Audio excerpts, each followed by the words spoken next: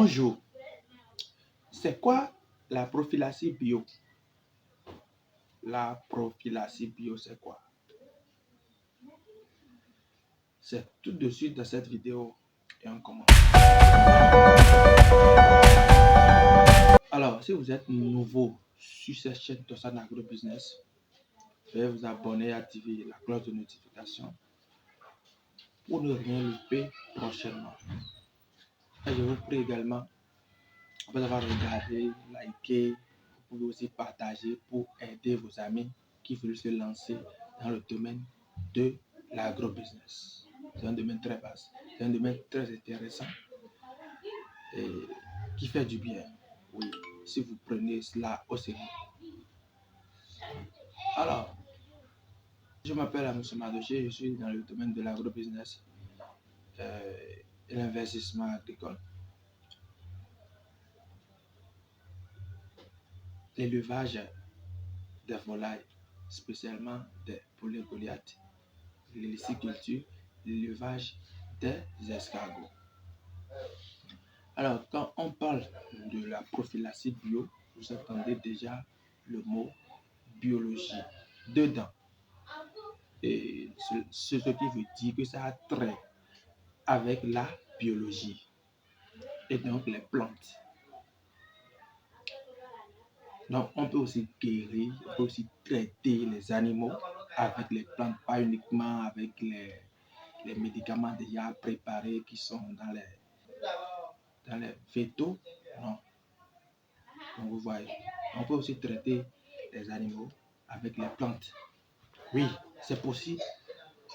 Et c'est vraiment très intéressante. Donc, avec les plantes, ça peut aller. On peut traiter les sujets, mais ce n'est pas avec n'importe quelle plante. Il ne suffit pas d'aller chercher des plantes pour dire que je veux traiter. Non, il faut connaître quand vous constatez telle maladie, quand vous constatez tel problème, c'est telle plante que je dois utiliser pour résoudre ça. Si c'est les plantes, il faut utiliser telle plante. Si c'est telle maladie, si c'est Newcastle, c'est telle plante que je dois utiliser. Si c'est une maladie liée à tel problème, je dois utiliser telle plante. C'est à maîtriser et à bien pratiquer. Et laissez-moi vous dire, vous devez forcément ajouter l'hygiène. Donc, je vais vous dire que c'est l'hygiène plus la prophylaxie bio qui vont vous aider sur votre fait. Et vous allez obtenir un bon résultat. La prophylaxie bio sans l'hygiène, c'est zéro. C'est catégoriquement zéro. Je dis quoi? C'est catégoriquement zéro. Donc, il y a des plantes spécifiques qu'on peut utiliser pour guérir, pour traiter les sujets. Donc, c'est ce qu'on appelle prophylaxie bio. Et comme je l'avais dit, il ne suffit pas d'aller dans la brousse et de chercher n'importe quelle plante pour dire que vous voulez guérir vos sujets. Vous allez les tuer pour rien. Vous allez les tuer. Et donc, par la suite, je vais vous parler des maladies dangereuses qui sévissent chez les animaux.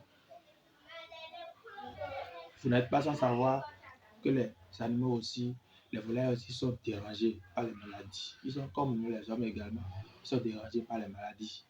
Et je vais vous citer quelques exemples de maladies dangereuses chez les volailles, chez les animaux. La première maladie, c'est la maladie virale. Les maladies virales. Quand vous l'entendez le mot viral, ça va très vite et ça se répand rapidement. Je dis quoi? Ça se répand de façon rapide. Ça va très vite. Mais il y a les maladies virales. Après ça, nous avons les maladies parasitaires et fongiques. Les maladies parasitaires et fongiques, ça fait deux. Nous avons les maladies bactériennes. Les maladies bactériennes. En dernière position, nous avons les désordres nutritionnels.